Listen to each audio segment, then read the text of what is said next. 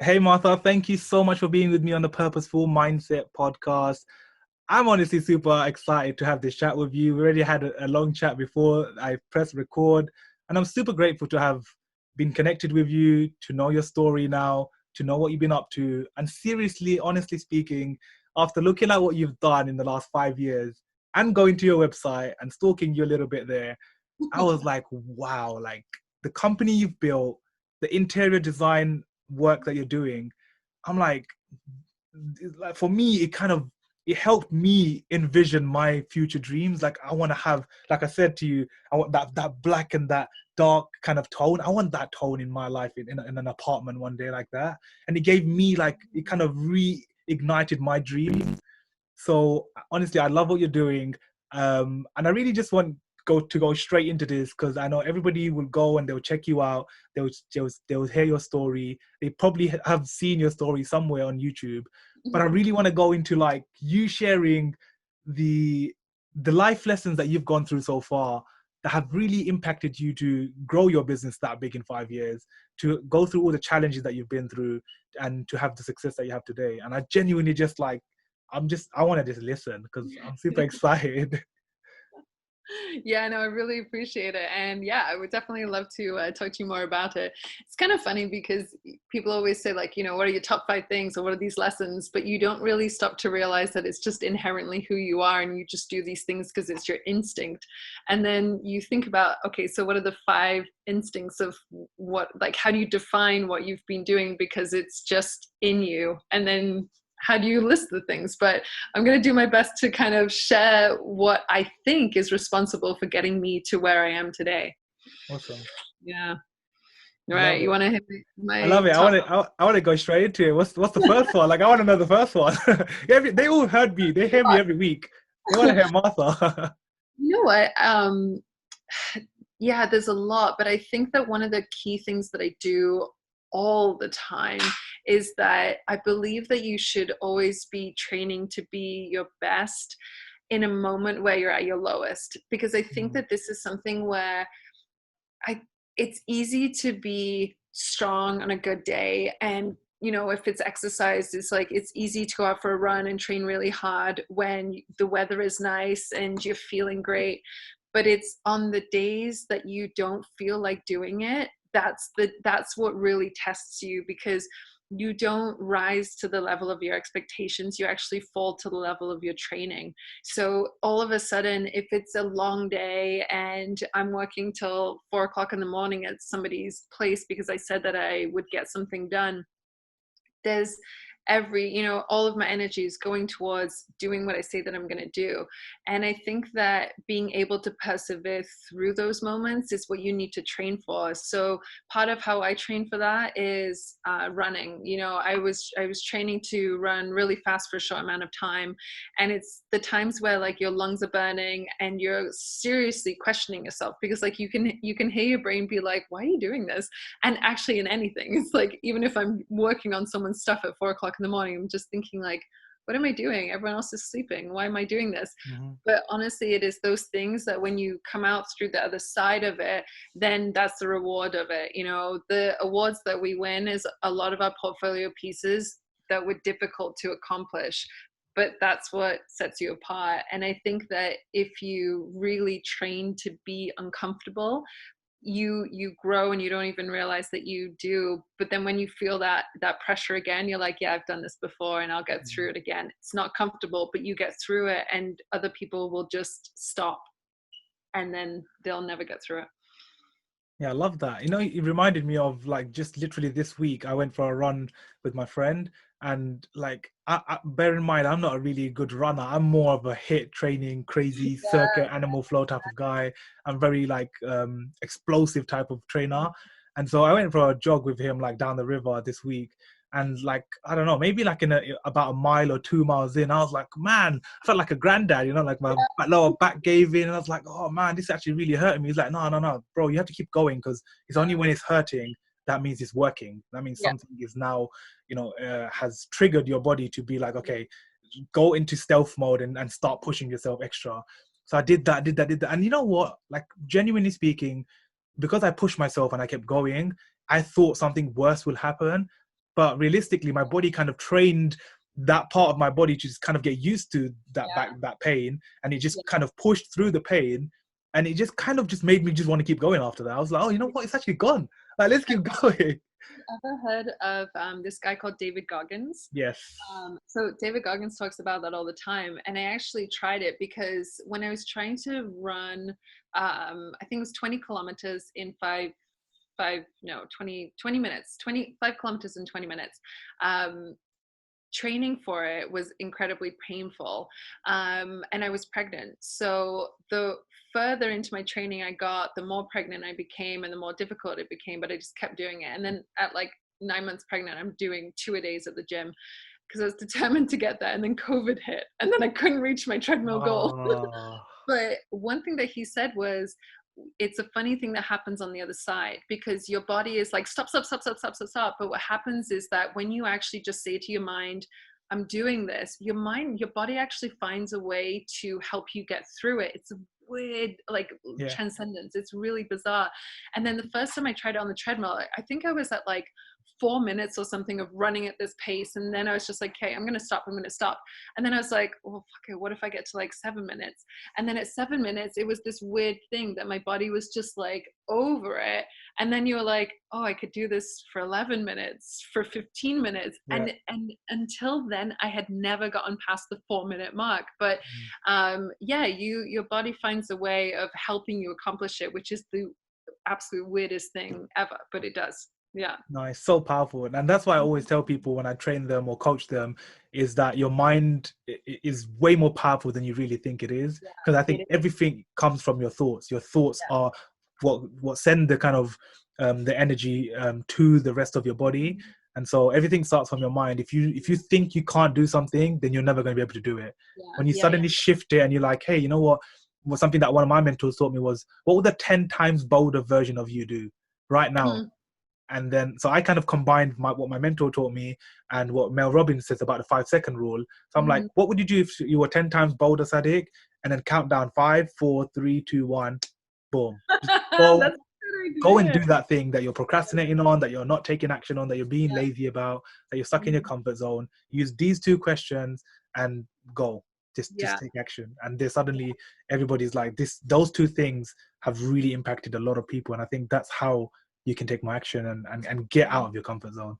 Yeah, that's actually another one of them, is that I believe that all behavior is belief driven. So a lot of people can't do something because they believe that they can't do it. But when I set out my business, I just believed that we would be an award-winning company. And I really stopped at nothing to be, I don't know, just accomplish that goal. But it wasn't that I was driven to just shout as loudly as I could about how good we were. I actually just said, I'm going to put my head down, and for 10 years, I'm going to work as hard as I possibly can to create something that is, portfolio worthy. And I'm going to have one standard, and I don't care how tired I am, how broke I am. I'm going to make every project at that level. And we won our first award the first year, and then we became internationally known 3 years later. Like I don't know. I think that if you really believe it, you will accomplish it. But it's also in terms of how you see your failures, because if you strive for really great things, you're going to get knocked down. Because if you aren't getting knocked down, then I don't believe that you're striving high enough. You know what I mean? There's this really good quote that says, if you're not embarrassed by who you were 6 months ago, you're not growing enough. I love that. Yeah, I've seen that. I love that. It's so true though, because I always tell people, like, go and push yourself more, like dream bigger. Like someone always, when I go live on like TikTok or Instagram, somebody always asks me, Sadi, what's your dream? What's your dream? What motivates you to keep positive and take action every day? And I always tell them, like, this one dream that I have is so big, even I'm scared of it. But I'm like, I don't know if it's going to ever happen, but I believe in myself delusionally so much that it's possible in my lifetime, it may happen. And so I'm going to push for that. And if I miss, it doesn't matter. I know that I've worked my hardest to get there.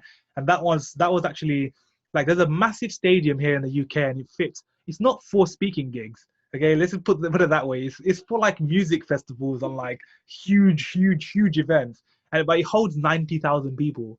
Wow. I'm like, one day Sadiq, you're gonna be on that stage as have like hosting an event there with 90,000 people in the crowd that know you through online, offline, however they know you.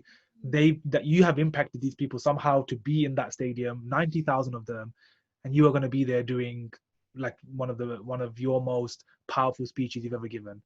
And I've kind Mm-hmm. of, and that's one of my biggest dreams, and I've visualized it, and I keep visualizing it, and I'm taking action every single day, and growing on social media and helping as many people as I can offline as well. Mm-hmm. And I just know that even if I don't hit that goal, I mean, let's just start off by saying that is a humongous, stupid, scary goal, right? Because it's like 90,000, Sadiq. Like Tony Robbins doesn't even get 90,000 people. Right? How the hell are you gonna get there? But I just believe, right? And everything starts from belief. For me, Yeah. it's like I think bigger, guys. Like Well, I stop know. thinking so small. Well, because if you're thinking about 90,000 people, what might happen? A, you might get 90,000 people. B, you might get 5,000 people. If you aim for 5,000, you might get 50 people. So you might as well aim for the 90,000. You know what Exactly. I mean? It's free. It's free for you to dream bigger than what you're dreaming right now. So why don't you just dream the bigger one? It's not like in life when you don't have £50,000 to put Yeah. down for something and you're like, holy crap, I'm scared to invest in this. Yeah. But when it comes to your dreams, it doesn't matter. Like you can dream as Mhm. big as you can. But I think some people do need the encouragement to go and dream bigger and think bigger and stop thinking so tiny and like, oh, I'm just gonna go do this in a year. And it's like, no, that's nothing. Like, I know, because I think that your belief system really dictates how you kind of get through things as well, because it's how you deal with your own failures, right? So if you, I don't know, if you aim to be the best in the world, or say you want to speak in front of 90,000 people, if that doesn't happen, but you speak in front of 50,000 people, you have the ability to say, I failed because I didn't get 90,000, or you can say, I succeeded because I got 50,000, you know? It's like when Olympians get third place and people are like, oh God, I can't believe you missed first place. And they're like, I got third in the world. I'm okay, you know? yeah, But I think that it's hard, because when you're ambitious and when you're goal driven, if you don't make that goal, it is hard, because your identity is wrapped up in it, right? yeah, And I yeah, think it's really hard to just be like, oh, that's not a big deal. yeah, I'm just gonna keep on trucking. I think that it's hard to do that. And I mm, think what you have to practice is a different mindset to say, I may not have succeeded in that way, but I learned this lesson and this lesson. I always say for myself, like, I'm so happy and grateful when I make mistakes, whether it's like, royally screwing something up on a project or whatever it is. You cannot think of everything. For our projects, we prototype a lot, and so we are learning as we go, and it's never going to be perfect, because it's most of the time it's the first time I'm doing it, right? yeah, um, but what I say to my team and to my clients all the time is that anytime that you make a mistake, you have to learn from it, because you have to make sure that you're never going to make that same mistake again. And I definitely. think that a lot of times, like, you're trying to like be perfect, but it's not really about being perfect. And people will say like strive for excellence or whatever, that's just the path of not being hard on yourself to say I failed. You have to be able to say I failed, but I learned from it. And I'm so glad that I did it early in my career, because I'm not going to make this mistake again. And then the next thing that you try that is more bold than you tried, the year before that, I think that you just keep failing forward. I know it sounds really cheesy, but that's just the way it goes. And I think that every time you do fail, if your mindset says get back up, you're so much stronger. You've built those calluses and you're able to persevere through that. A lot of it is just knowing that if you could have gone through those really bad times before, that you can get through it again. And I think that if you shy away from it and you say like, oh, it's just not for me, nothing that's good is easy, isn't that the saying? And I think Yeah, that if you want a job that's no stress, you can't expect to have this mad success, because you did nothing to get it. Like, so why should somebody just hand you $1 million or a public speaking event for 90,000 people? Like, you did no grind to get yeah, there. mm, And I also think another thing is that you can't compare yourself to other people, because you yeah, haven't trained like them. So you do not have the audacity to say, I'm going to be like you. Like, people always say like, who's your competition and blah, blah, blah. I actually don't really look at who my competition is, because I'm in my own lane and I'm doing the best that I can, the best version that I can, because no one has my training, so no one's going to react the way that I do, but I don't have their training either. I can't compete with them. They have an entire lifetime of learning lessons, solving problems, and learning from them in a way that I don't. So I just don't compare myself to them. You know, you can be inspired by people, but there's no point in being jealous, and there's no point in outrunning them or anything like that. Set your own goal and outrun yourself. Like, this, put your head down and do the work, and you'll get further ahead. You honestly will. Yeah, I don't know. What other things do I think about? Oh yeah. Yeah, knowing when to stop. That's actually a good one. How do you know when enough is enough, and how do you know when to pivot? What do you think? That's a good question, you know. And I really like this question, because I think, like, me personally, I always tell people, like, as much as I work super hard on the podcast, on the content, on, you know, social media, and my business coaching and speaking and events and stuff that I have planned online and offline or whatever, but the one way that I know that I've had I've had enough, but when I know I need to rest, I need to, you know, recover, I need to slow down. And a lot of the people that know me, that's listening, they know this one thing that I always do, to just zone out from the whole world, and just to have my own self-care, is I actually go to the cinema alone. Mm-hmm. So I take nobody with me.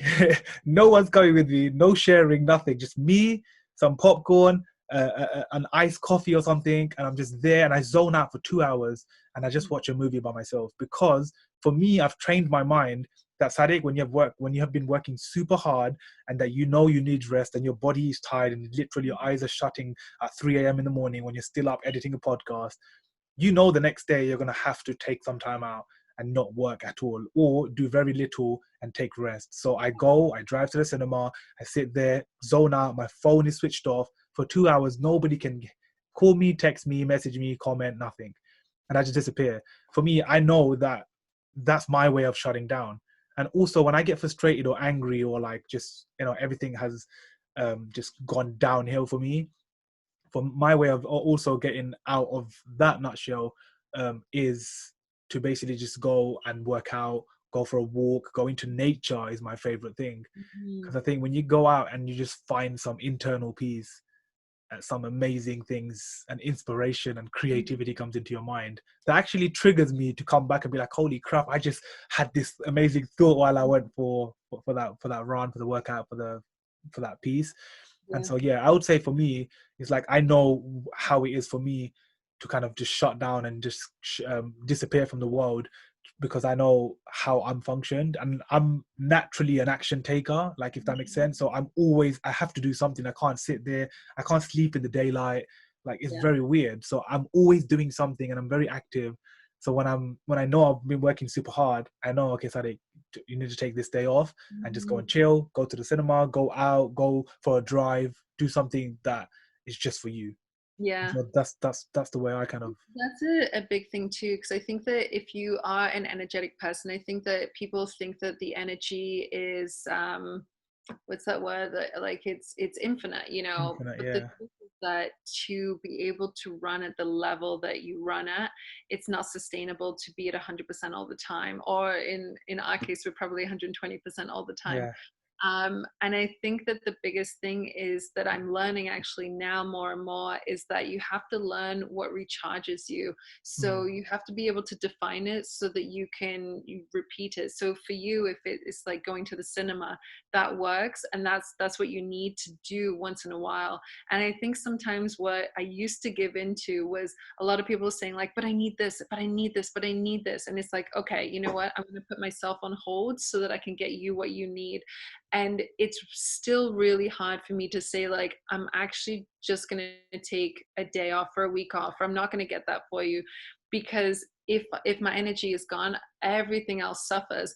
And for me, one thing is like laughter, just something as simple as, you know, spending time with friends or family and laughing, that's a recharge. Being in nature is a recharge, you know.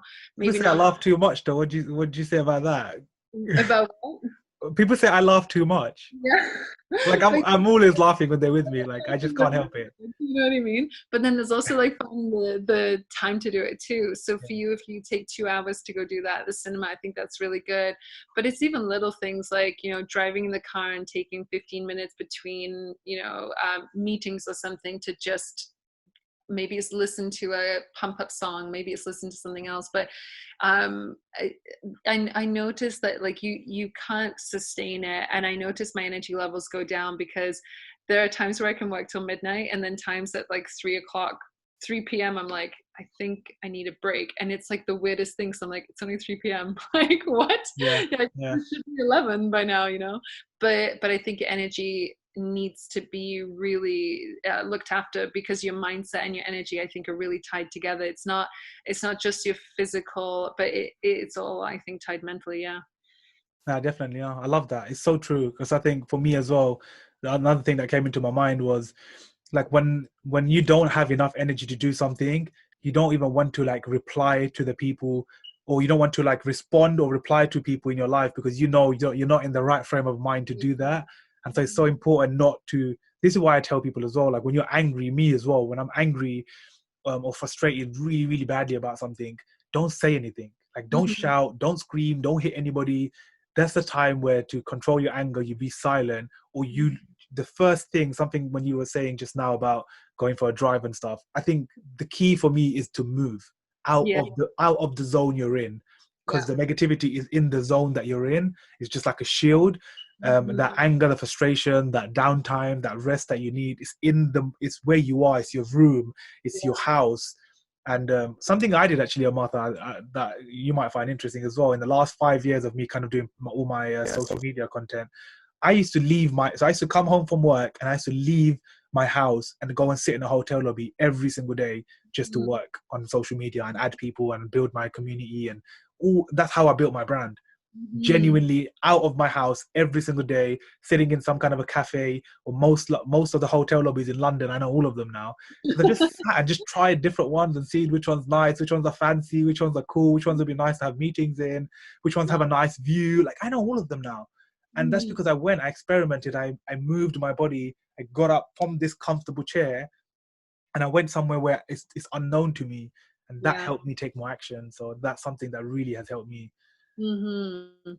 Yeah, I know. I think that that's true, because I think that any of these good, like endorphins and things like that, I think that that's the chemical that it gives you the ability to melt away stress. So you have to find a way of getting to that. Like, that's your coping mechanism. Maybe it's laughter, or just time, peacefulness, recharging in nature, whatever it is. But if you can figure out how to reharness that energy, then you'll be unstoppable. But otherwise, you'll just experience burnout. And I think people who are ambitious, they experience burnout often, and they don't know how to get back out, you know. And then just doing a disservice to everyone, obviously. But again, easier said than done, because there's not enough time in the day, right? But Yeah, sometimes I wish we have more than 24 hours, right? But it's like, oh my days, 24 hours is gone. And like, where's time? I want more time. And it doesn't, and we, as you know, like we all get the same amount of time. So what really annoys me is the people that say they don't have time, or they don't know how to prioritize their time. Because I'm like, how? Like, I'm trust me, person, I'm busy. Okay, yeah, I'm busy because like you don't have a job and do a business and do content and run social media, and you don't do all the things that I do. You just do probably these two things, and you're yeah. stressed out about that. And when you're saying you don't have time, it's because you're freaking watching Netflix, I know. or you're reading a book that you're not even taking action on. So why are you doing that? That's your time that you spare up, and that's where you can actually go and fit this Mhm. specific thing where you can actually do what you want towards your goals. And it just comes back to prioritizing that time, because most people suck at that. Oh, I know. But that's the thing. I think I learned this lesson a long time ago. But people do exactly what they want to do. So if they say to you, like, I really just don't have time to do that, they just don't really want to do it badly enough, you know. Yeah. They, because if you wanted to do it, you would always find a way of getting it done. And I think that that's what makes somebody unstoppable and relentless, because they will find the loopholes, they will find the workaround plans, they'll just get it done. And I think that the people who are like, no, it's impossible, it's like, then you just didn't want it bad enough. And I think if you keep trying and keep trying and keep trying and it keeps failing, then you need to just be trying other avenues, you know. And the goal has to stay the same all the time, but the path that you take to get there has to change, you know. And if yours is like helping people, or, you know, touching people and making sure that you're in their lives in a positive manner, I think that it doesn't have to be podcasts or whatever it is. That's just one avenue of getting it done. But then you'll pivot, change, and try another avenue, because your goal of helping people and, you know, having an impact on their lives, that's the goal. It's not, you know, even when you say like, my goal is to have 90,000 people at the stadium, the goal is really not the amount of people. It's actually because you want to have an impact on that many people's lives. You know what I mean? Like that. Yeah. And the way that you'll get there is going to, I don't know, that it's going to change for the whole life, but that's the driving point, right? But yeah, people do what they want to do. And I think that if you are working with somebody, or you're surrounded by somebody who just keeps telling you like, no, we can't get it done because of this, it's incredibly draining. And I don't know if you've ever talked to somebody who's all of a sudden like, oh yeah, we can do that. It's just like, oh, breath of fresh air. Like, you know, that's those yes people, those like-minded people, those people who strive to find those loopholes to get it done. They're just so inspiring to me. And I couldn't imagine being with people who are like, oh, it's just not going to work. And it's the thing with my business, there was no opportunity for me to say it's not going to work. It was always going to work, because I wasn't going to settle for a consequence of it not working. I just wasn't, that wasn't going to be the conclusion for me. Love that. You just stayed resilient, and you just knew you knew your goal. You knew like, everybody that's gonna come, I don't give a crap. I'm just in my lane. You were just so focused on your vision and your goal, and you didn't let distractions, as I call them, you didn't let any of these distractions, these negative people, to kind of slow you down while you're just tunnel vision on your mission. Yeah. And I love that. Like, and I see that in your work too, because like, only just got to know you recently, but just looking, because I'm very good at just looking at someone's kind of bio, or just like their history, what they've been doing, and obviously have a kind of picture in my mind, like, this person genuinely has worked super hard, because this isn't just something that anybody can just put up from a creative Adobe Premiere kind of, you know, website or something, right? This is something this person has done and has been through, and probably made so many so many failures along the way, and had so many challenges, that now they are here right now with me on the podcast, sharing their lessons and what they've learned, right? So that's super cool. I know, that's the thing. Like, you get so many scars and so many bruises along the way, and it's a lonely, relentless, you know, grind that you have to go through. And it's not easy, but the rewards of it are incredible. And I think that what people forget is that as you're climbing and the dreams get bigger and your accomplishments get bigger, one thing that is just crazy is that like your ceilings get taller, but the floor gets lower as well. And you can have epic failures, and you can be so down on yourself, but then the next round of success gives you all that bout of energy to like keep going and strive for bigger things. But it's just always going to be the highs and lows. And that's one thing that's actually crazy that I never knew about entrepreneurialism before I got into it, was that the amount of emotions that you go through in a 24-hour period is like no other. Like, think about your old job or your current job, of where you kind of like, you clock in and then you do your work and then you go home, and it's just like, all right, that was my day. Yeah. In an entrepreneurial day, it's like, is my company is it succeeding? You know, did I lose this great person? Did I gain this other great person? It's, you know, there's just so many moving pieces and so many balls in the air that you're juggling, that it's the highs and lows. Like, you have to be able to persevere through it, because the amount of energy it takes to like be able to harness all of those it's like no other, you know. But it's just tough. That's the thing. It's really tough. And I think that people who don't go through it, because I worked for a big company. I had no small business knowledge whatsoever. That was the biggest thing to me, is I never understood the journey. I never understood what these people go through, the pressures they go through, and how to come out through it on the other end. And, you know, I spent time in the military in my younger years, and I think that the perseverance of getting through that really taught me resilience and taught me discipline to believe and keep going through it. But it's still tough. Like, and it's so funny because I was listening to this speech by what's the guy from Alibaba, the founder. Jack Ma. Yes. It was so funny because he just said this line. He was like, you think that your problems are big? You have no idea what I deal with on a daily basis. And I was thinking, like, it's so true, because here I am being like, oh, my business is so hard. But it's just like, you have no idea. Like, in 10 years, the problems I Jeff had. Bezos. Like, how did I ever stress about that? Yeah. But that's why I'm trying to really learn mental strength, because your mindset is what gets you through it. And the days that I just want to pack it in and just be like, whatever, I'm just going to go do nothing for 6 months, because I'm telling you, like, I've lost enough sleep in the last 5 years that I could sleep for a very long time. And Bet I that's just on your dream list as well, like sleep for one whole day. Yeah. one day off, that's what I want. Yes, exactly. Yes, that's the luxury. But I think that it's funny that you say that, because it is a luxury. Like, sleeping is a luxury, taking time off is a luxury.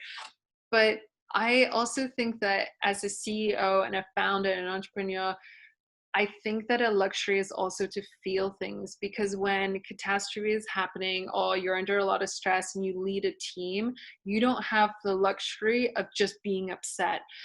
There are days where things are crumbling that I don't get to just put my head under the covers and say, I'm not going to get up. Every day you have to get up, you have to focus, and you have to build the strength in your team. And a lot of that is like one thing that I wish that one day someone could just say to me, don't worry, I've got this, you can count on me, and I'm going to pull you through this.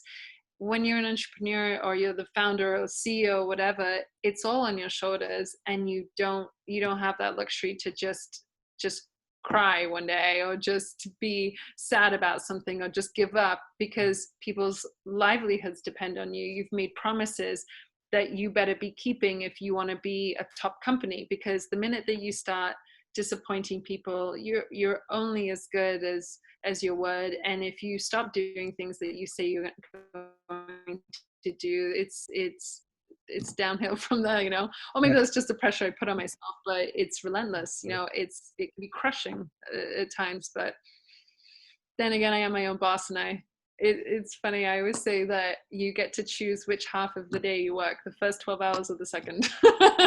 So true. It's actually so true. And there's a lot of people that feel like that right now in the world too, because like they're really hustling, and especially with what's happening in the world, they're in two minds as well. Like they're trying to think, when do we work? What's going on in the world? They're very insecure and unsure about what's happening in the world. Yeah. Whereas what you said before, I think, was just to touch on that, was really powerful about mental toughness. I think as we keep on building our mindset, our mental toughness, and find ways to continuously inspire ourselves, because I don't think that we never really lose motivation. We don't gain enough inspiration during the day, and that's why we don't feel positive and pumped up every day. Like, I wake up every day and the first thing I do is just repeat what I'm grateful for. Grateful for being alive. Like, I see a blind person in the road, I'm like, I'm grateful for my eyes. Like, this person cannot see, and they have a stick that they're shaking in front of them to see where they're going, and I have this blessing that I can see what's going on in the world, and they don't get to see that ever in their life. They're never going to get to see this beautiful world. And for me, it's like the things that we forget about, just being grateful for what we have. Sometimes that pumps you up, honestly speaking. Just the gratitude of just having a shower, and like, that should be enough to inspire you to be like, hey, you know what, I've actually got a lot more than what other people in the world right now don't have. So gratitude is, like, for me, one of the biggest ones that just fuels, I think, everybody. When you start practicing it and you say it every single day, you repeat yourself however you want to do it. Some people like to write it down. I don't have time to write it down, so I just, while I'm walking, I literally say it out loud to myself, in my mind, sorry. Like, I just keep repeating myself, like, this is what I'm grateful for, this, and it internally just put this fuel in my soul. Like, man, I'm so grateful, like, that I have so much more than I think. Yes, things are not going as fast as I would love them to go, but Sadiq, be patient. They're coming. I think it is, I don't know if this is true or not, because I'm not a psychologist, but I have heard that it is impossible to feel both gratefulness and anger at the same time. So True. if you're frustrated about something, that if you naturally just say, I'm not going to be frustrated right now because I'm going to be so grateful that I can see this beautiful world, your body it literally can't feel that anger anymore. So if you just keep talking about your gratefulness, it puts you in the different mindset just naturally. I mean, it's hard to do in the moment, but It is but hard. I've kind of heard that, like, the thing about your brain is that it can't be in two of those states at the same time.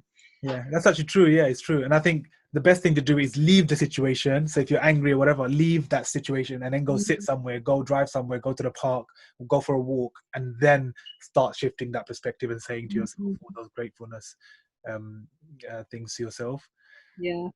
So yeah, super powerful. Oh man, I'm so glad that we had this chat and like you shared so much wisdom, and I just like want to keep going and keep going.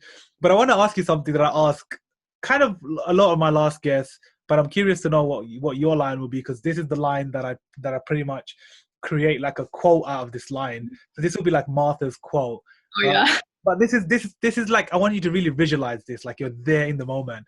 So imagine we are both there in that stage I was talking about earlier with 90,000 people there.